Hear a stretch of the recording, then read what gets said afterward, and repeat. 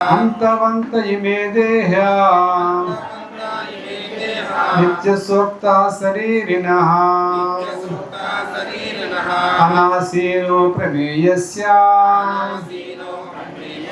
తస్మాత్ యుద్ధస్వ భారత. అంతవంతః నాశముతో కూడినవి, ఇమే దేహః ఈ భౌతిక శరీరములు, నిత్యస్య శాశ్వతమైన, యుక్తాః చెప్పబడినవి, శరీరిణః దేహదారి యొక్క, అనాశినః ఎప్పుడూ నశింపని, అప్రమేయస్య అపారమైన, తస్మాత్ అందుచేత, యుద్ధస్వ యుద్ధము చేయము, భారత ఓ భరత వంశీయుడా. Translation and purport by His Divine Grace Abhay Charana Bhakti Vedanta Swami Srila Prabhupada ki. Translation. నాశము లేనట్టు అపారమైనట్టు శాశ్వతమైనట్టు ఒక జీవాత్మ దేహము తప్పక నశించి తీరును. కావున ఓ భరతవంశీయుడ నీవు యుద్ధము చేయము. Purport by His Divine Grace Abhay Charana Bhakti Vedanta Swami Srila Prabhupada ki. భౌతిక దేహము స్వభావ రీత్యా నశించు స్వభావం కలిగి ఉన్నది. అది వెంటనే నశింపవచ్చును, లేదా 100 సంవత్సరాల పిదపైనను నశింపవచ్చును. కాలభేదము మాత్రమే కలదు. దానిని శాశ్వతంగా నిలుపుటకు అవకాశమే లేదు. కానీ ఆత్మ అతి సూక్ష్మమైనది ఒకటిచే అది శత్రువును కూడా గోచరించదు. అప్పుడు దాన్ని చంపుటను గూర్చి వేరుగా చెప్పనవసరం లేదు. గత శ్లోకంలో చెప్పినట్లు అత్యంత సూక్ష్మమైన ఆత్మిక పరిమాణమును కోర్చే పద్ధతిని ఎవరిని ఎరుగరు.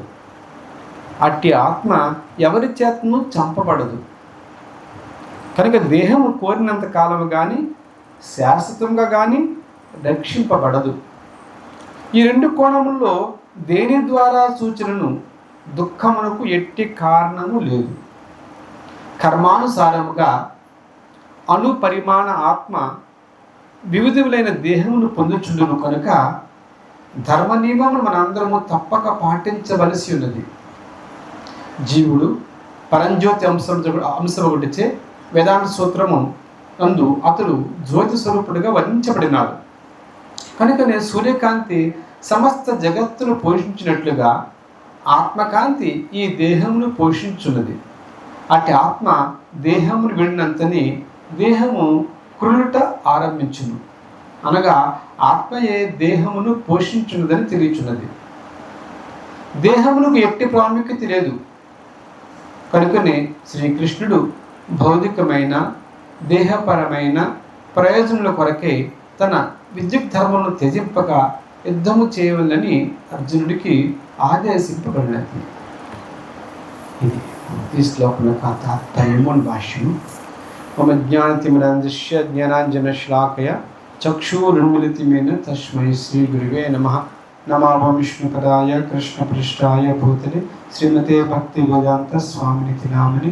నమస్తే సరస్వతి దేవే గౌరవాణి ప్రచారిణి నిర్విశేషణ్యవాది పాశ్చాత్యధిష్టారిణి. జయ శ్రీకృష్ణ చైతన్య ప్రభు నిత్యానంద శ్రీ అద్వైత గదాధర శ్రీవాసాది గౌర భక్తవృంద.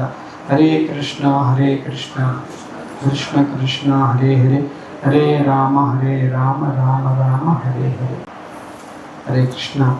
ఈ శ్లోకంలో భగవంతుడు మనకి ఆత్మకి ఇంపార్టెన్స్ తెలియజేస్తున్నారు. ప్రతి వారు కూడా దేహము తనను భ్రమించి మోహంతో ఉండటం వల్ల అనేక విధాలుగా దేహ భావనతో దుఃఖాన్ని అనుభవిస్తూ ఉంటాడు. దేహం ఉందంటేనే ఏమొస్తుంది మనకి? దేహం వల్ల సుఖం వస్తుంది, దుఃఖం వస్తుందా?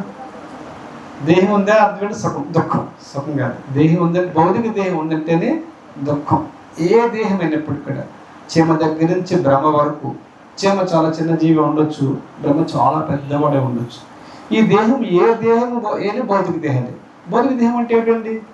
పంచభూతాలను తయారైంది, అంతే కదా. ఇది సచ్చిదానంద స్వరూపం కాదు. సచ్చిదానందమైన దేహం వేరుగా ఉంటుంది. భగవంతుడి యొక్క రూపము భౌతిక దేహం కాదు. శ్రీరామచంద్రుడు శ్రీరామచంద్రుడి యొక్క దేహము భౌతిక దేహం కాదు. నరసింహస్వామి దేహము భౌతికం కాదు.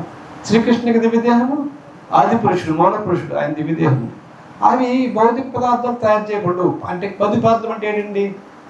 భూమి, మట్టి, నీరు, గాలి, వాయువు, ఆకాశము, ఈ పంచభూతాలు తయారు పెట్టి ఈ మూలకాలతో తయారు చేయబడే దేహాలు ఈ భౌతిక దేహాలు.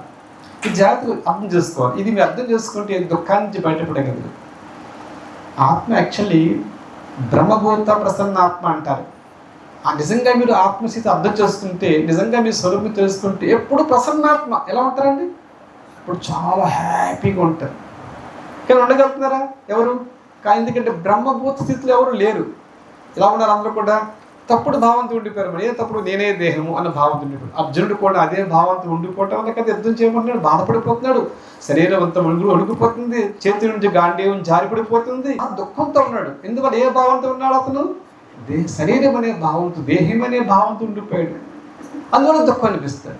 సో దేహం అనే భావంతో ఉన్నవాడు ఎప్పుడూ కూడా సుఖం ఉండదు, సంతోషంగా ఉండలేడు. ఎప్పుడు బ్రహ్మభూత ప్రసన్నాత్మ. నీవు ఆత్మను తెలుసుకున్నప్పుడు, నేను దేహాన్ని కాదు నేను ఆత్మను తెలుసుకున్నప్పుడు, అప్పుడు ఆ స్థితి ఎందు, ఆ స్థితి ఎలా ఉంటాడు? అతను ఎప్పుడు భగవంతుని సేవలో ఉంటాడు. సేవ అంటే ఫిజికల్గానే శారీరకంగా చేస్తుంది కాదు, అతను స్మరిస్తూ ఉంటాడు. లేదండి, భగవంతుడి వైభవాన్ని స్మరిస్తూ ఉంటాడు. అది కూడా సేవే కదా. సేవ ఏంటంటే మన భక్తి యోగం ఏంటి? శ్రవణము, కీర్తనము, స్మరణ ఉన్న కదండి. ఒకవేళ అతను ఫిజికల్గా ఇవి చేయకుండకపోవచ్చు, మంచం మీద పడి ఉండొచ్చు, అయినప్పటికీ కూడా అతను బ్రహ్మభూత స్థితిలో ఉంటాడు. ఫర్ ఎగ్జాంపుల్ భీష్మాచార్యులు ఎవరు ఉన్నారు కదా, బాణాలు ఎందుకు ఇచ్చుకుని ఎన్నో అంపసేపు పడుకున్నాడు. కానీ అతను శరీరం కోసం బాధపడలేదు.